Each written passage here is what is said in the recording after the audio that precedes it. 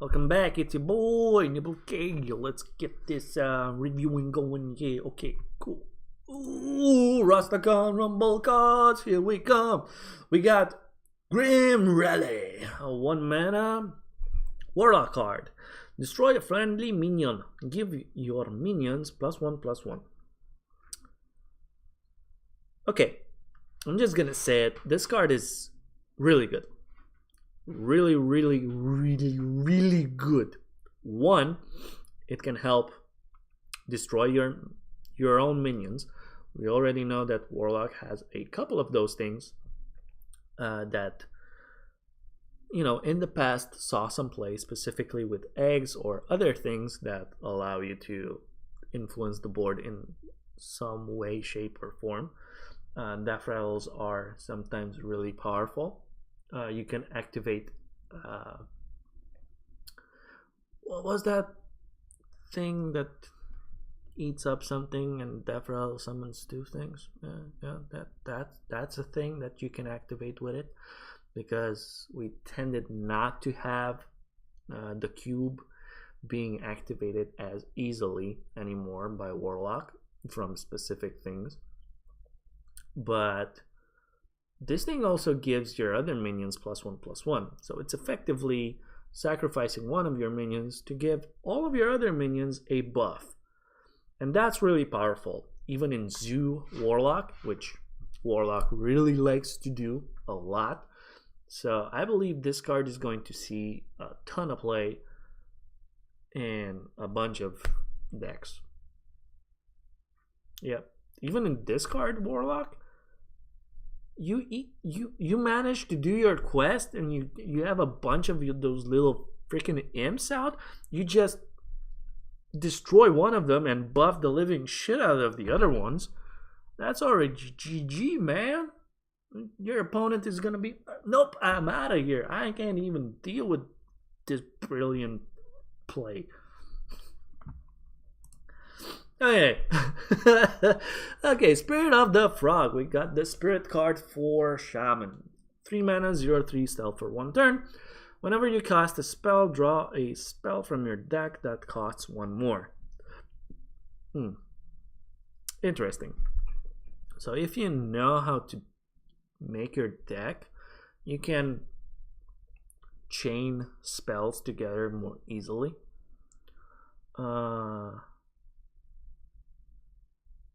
It's an interesting effect, definitely, but it all revolves around how good of a deck builder you are, so to say, and what specific spells work with one another after one another, if that makes any sense. Because you have to play the spell, it has to resolve, and then you draw the new card, and the new card you want to play that, you get what I mean. So definitely interesting. I really like the art. We got the elements over there, really cool. So yeah, nice little spirit. I said this, spirits are really flavorful right now, really interesting. Don't know if any of them are going to see a lot of play, because they're not that meta breaking. I might be wrong. It all depends on, you know, some specific deck archetypes that are going to come out of these things. But up until now, I would say that Spirit of the Frog is cute. It has a really nice niche attached to it, but it's not good. It's not that good for the game. I'll just leave it at that. Okay, Crowd Roaster. Neutral card. 7 cost, okay. 7/4 dragon, battlecry. If you're holding a dragon, deal 7 damage to an enemy minion. I mean, the stats are kind of bad. Dealing 7 to a minion is not that bad. You won't kill off really high health minions, but you can still take decent trades with it. It can't go face, so it's not like a really aggressive style thing, as we are seeing dragons are more like control oriented in this expansion. So it's nice to see this. It's also a neutral card, so that means anyone else who wants to try dragons is going to have, you know, more tools for that. But I would say this is like a worst cards. You know, it's not that good because, like I said before, from 7 mana and upwards, you're probably gonna find better things that are more suited for your deck specifically than you know, Crowd Roaster. Meh. Okay, Akali the Rhino. So this is the legendary Loa for warriors. It is a 8 mana 5/5 beast. So stats are not great at all. However, let's read into the text. Rush. Okay, so that means you can dictate a trade immediately. Overkill. Draw a rush minion from your deck. Give it +5/+5. Okay, so this card specifically has to kill something and overkill it in order to make this thing good. The other part to that puzzle is having more rush minions inside of your deck that you can actually draw and buff. I like it. To be honest, I like it. I think it's cool. The theme is really cool. It all depends on how often you can make this thing really reliable, because only an 8 mana 5/5 with rush that maybe you don't get to overkill something, or maybe even if you kill something that has 5 health, it's an 8 mana removal. Doesn't seem that good unless you can really dictate specific overkill trades and also manage to really figure out that other part of having other really significant rush minions in your deck that you might want to buff up and draw. I really like this card, but I don't know how good it's going to be. It all depends on, you know, the entire package, if it's gonna be good. I don't know. I wish that this thing is going to be magnificent. Oh, also, there was something with mechanical rush minions when you have Dr. Boom, but that doesn't really synergize that well, because the only rush minion that is worth having that is a mech is Ziliax, and most of the times you're gonna draw Ziliax or play Ziliax before Akali. So I don't know how that works, but it's still interesting to have both of these. Okay, next we have Stampeding Roar. I didn't save that card. I like the card. I think it's good, but something tells me it's not that great. Okay, cool. Glad we had that talk. Cool. Stampeding Roar. 6 mana Druid spell. Summon a random beast. Summon a random beast from your hand and give it rush. Okay, that can be powerful. Summoning random beast on turn 6. That means you can summon things that are maybe 7 mana upwards. Really high impactful beasts. You also give it rush. So I think this card is cool. It's good. We did see some interesting beasts already being implemented inside of the game that are 7 mana and upwards. That might end up, you know, having an archetype on its own, like Beast Druid. We did have Beast Druids in the past. It wasn't really that impactful.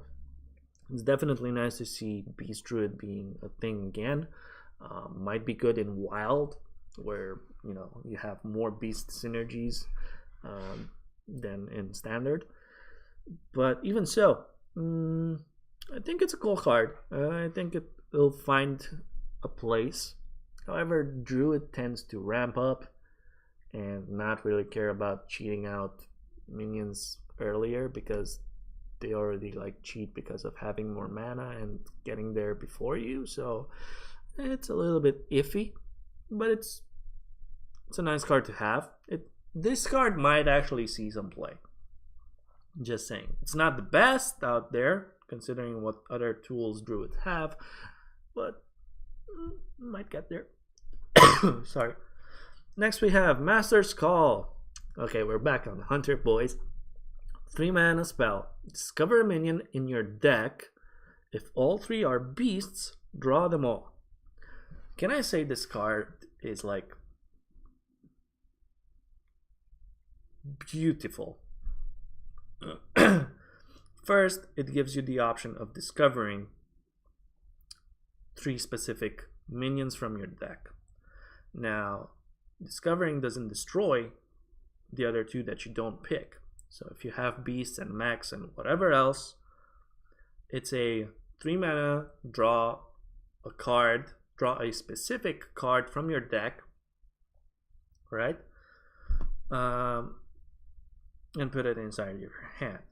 If you're going all in on beasts and you have a ton of beasts, chances are that you're going to draw 3 cards for 3 mana, and that is absurd. You can dedicate your deck around this card and make it at its fullest potential all the time, and this card is just insane. It's also really good just for drawing 1 card, because it allows you that discover effect, and it allows you to draw more specifically, more easily than just a 2 mana draw a card. You know, if you could pay 2 mana to draw a minion from your deck, you would probably do that. And paying 1 more mana to being able to get to choose from 3 minions, you would probably do that as well. Plus the added benefit of, if all 3 of those minions are beasts, you get to draw all 3 cards. Hell yeah, sign me in. Okay, next we have Ward Druid Loti. Okay, this is a choose 1 effect. Transform into one of Loti's 4 dinosaur forms. Okay, let's specify. This is the Troll Champion for Druids. It is a 3 mana 1/2, which significates almost nothing. We're gonna go here and we're going to search War Loti. Loti.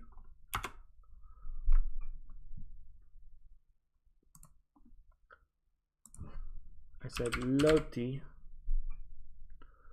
War Druid Loti. Come on.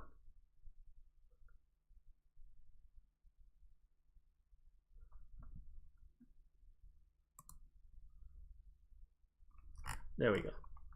Okay, now that we're here, these are the 4 forms that you get. We have a 3 mana 1/2 poisonous with stealth. They're all beasts, so everything's a beast. Okay, we have a 3 mana 1/6 with taunt. Okay, we have a 3 mana 4/2 with rush. Cool. Also, we have a 3 mana 1/4 with spell damage +1. Now, on their own, they're not the best and not the worst. What War Druid Loti has for it is that really diverse utility, because it really allows you to be really flexible regarding to what it is that you need. If your opponent has a big minion and you need to deal with it, you might go for the 1/2 stealth poisonous, right? If your opponent has a lot of small little tokens, you might go for the taunt.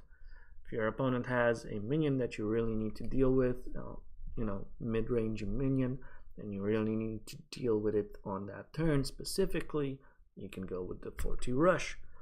Or maybe you're in a later stage of the game and you have spells like swipe and you really need that spell damage to oomph it up. That's really good. Also, as you guys can see over here, yes, it works with Fandral and you get all of these effects bundled into one. And this is effectively what you get with Fandral. You get a 3 mana 4/6 taunt, rush, poisonous, stealth, spell damage plus 1 beast. Yeah, because that's a thing. Enjoy it, wild players. Enjoy it. Yeah, this is a good card. This is definitely a good card to have inside of your deck because it's just, you know, it has so much potential depending on what it is that you're doing in the current state of the game. So yeah, it can be a lot of things and can help you out tremendously. Okay, let's go back. So that's a good card. That's a good card to have. Big Bad Voodoo. Big cool, man. It's just a little Big Bad Voodoo. It's a 2 mana shaman spell. Okay, enough with the accent. Big Bad Voodoo. Give a friendly minion death rattle, summon a random minion that costs 1 more. So another death rattle effect for your minions. Really interesting one because this time you don't resummon the same specific minion, but when it dies, you get a random minion that costs 1 more from the specific minion you cast this on. So if you cast this on a 1-cost card, when it dies, you're going to get a 2-cost card back at random. So it's a really interesting card to have. Really nice. Really works with the totem. Not with the totem, with the spirit.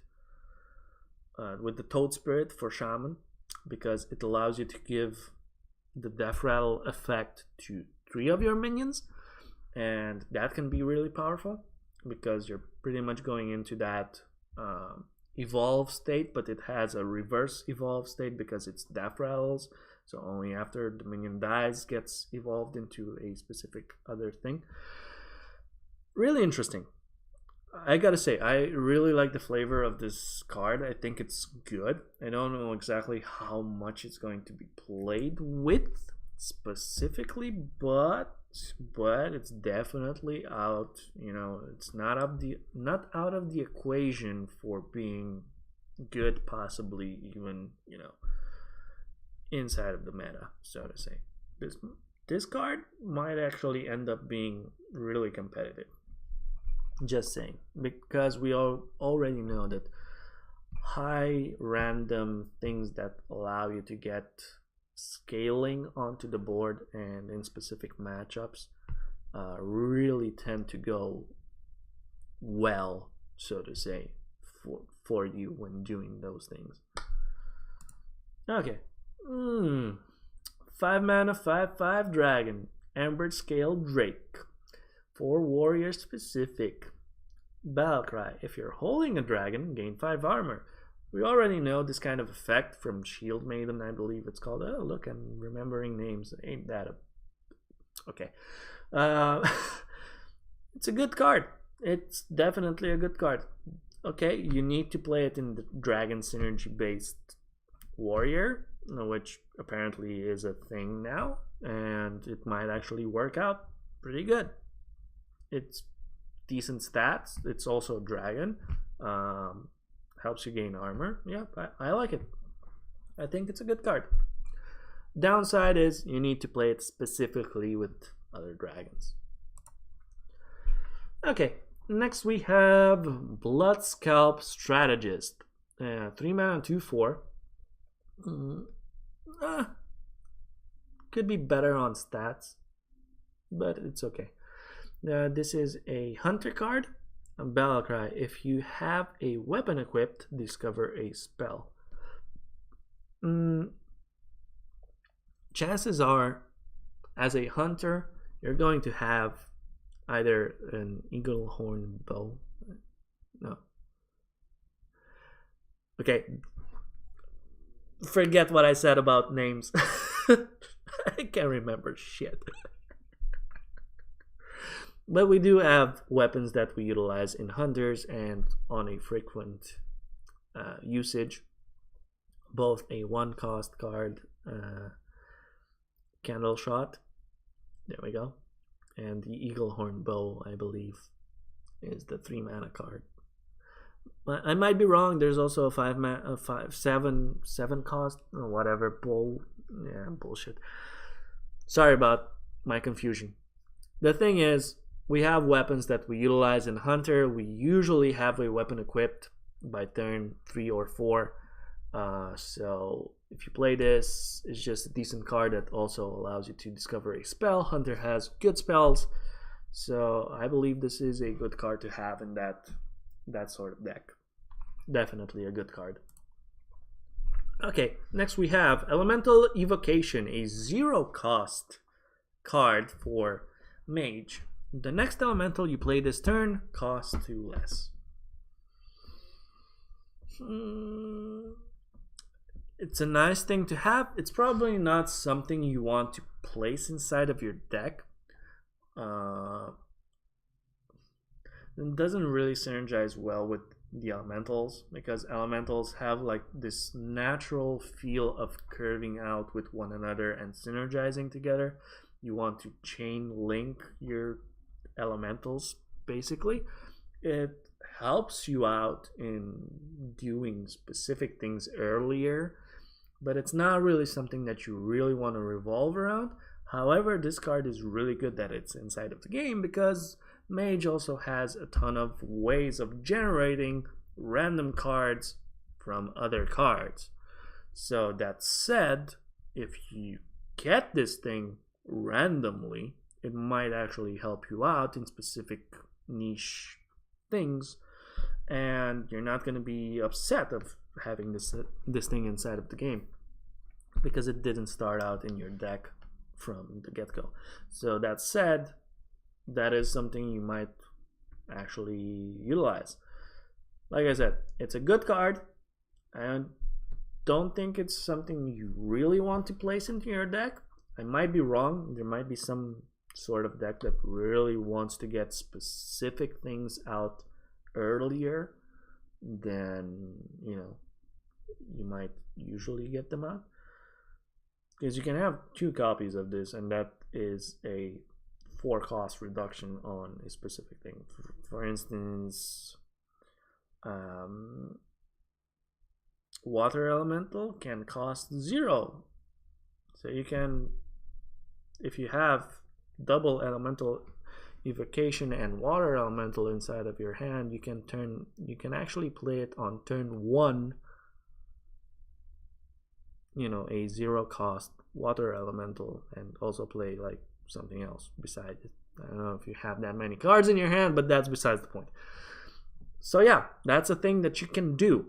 That is something that you can do. Is it really something that you want to do? I don't know. You tell me. Until then, let's go to the next one. We have the Sightless Ranger, a neutral card, 5 mana 3/4, so the stats are not that great. It is a rush minion with overkill yet once more. Rush and overkill is decent to have as a combo card, but the stats are a little bit counter to that, because you don't really get to dictate this thing actually killing something and overkilling something, and you only get 2 1/1s in return. Now, if you manage to buff this thing up and it has more attack and more health, and you can dictate one trade and overkill something, and maybe then get another trade, and then you get 4 1/1s, that might be really good. It all depends on how you know, how effectively you can buff this thing and take decent trades where you actually can overkill something. Other than that, I would say this card is not that good. Might be a decent arena card where, you know, things are like all over the place. Might be a good thing against token style decks. That might be a thing, but I believe you might actually have better things that you can utilize against those specific decks. So I would say this card is not that great.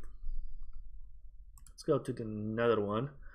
Okay, this is the Troll Champion, the legendary champion for rogues, Captain Tusk.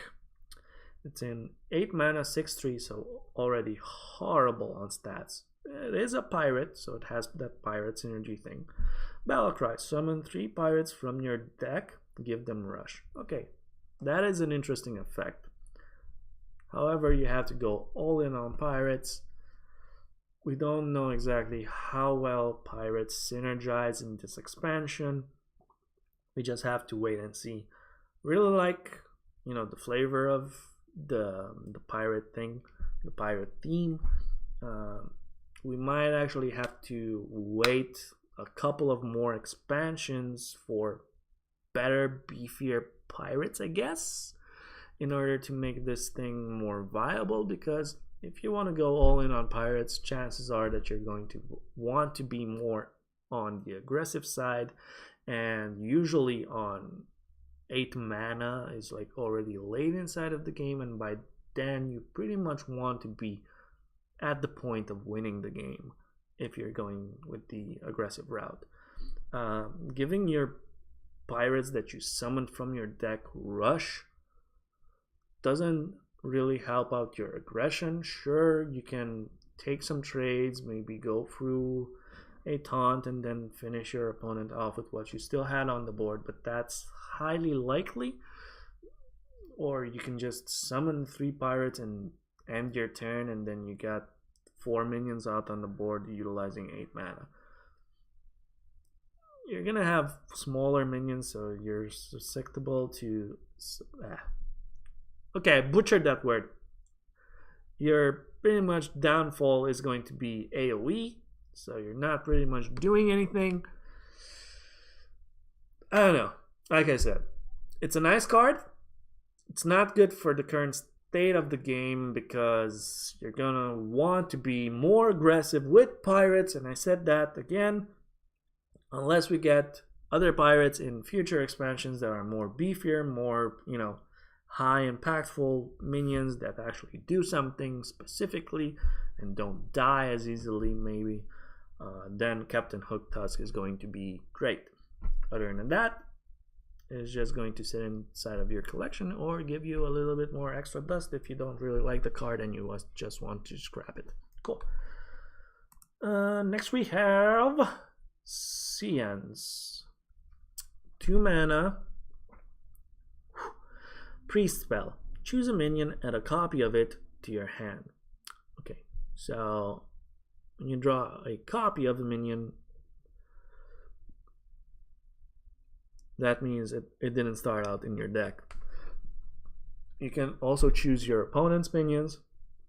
We already saw the legendary Loa. I think it was the Loa. Was that the Loa or the champion? Whatever the cause, I forgot.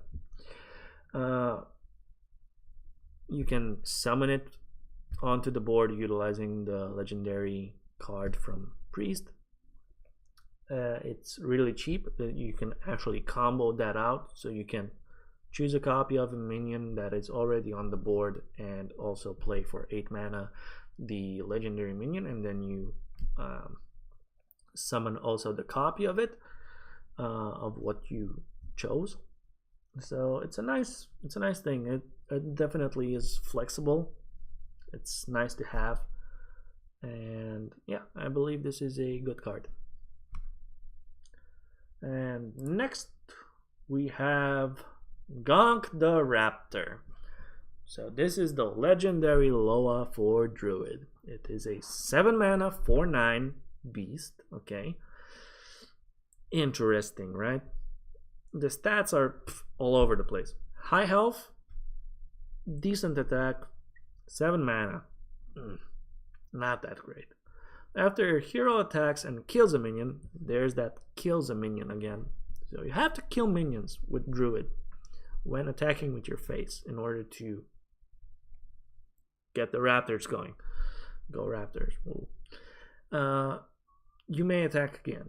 So this is where I said that, you know, utilizing this plus the spirit plus whatever else it is that you need to utilize that gives you attack damage, and you get to kill minions, then you get to kill again, then you get to kill again, and you get to kill again. Granted, it's not as easy as it sounds, because most of the times you can't even kill one minion with your hero power, and then everything's just a sitting duck. I like it. I like the card. I said there's probably some merit to all of this. However, I can't really see it as being as competitive. This is one of those things that we need to try out, and I stuttered there because I don't know if it's worth it, but this is like the one thing that you really need to try out multiple times to really get the feel of it and see if it's good or trash. At first glance, most people are in on with me and they're going to say this is trash and it's probably not going to work, and I kind of agree with them. Prove me wrong. See you guys in the next one.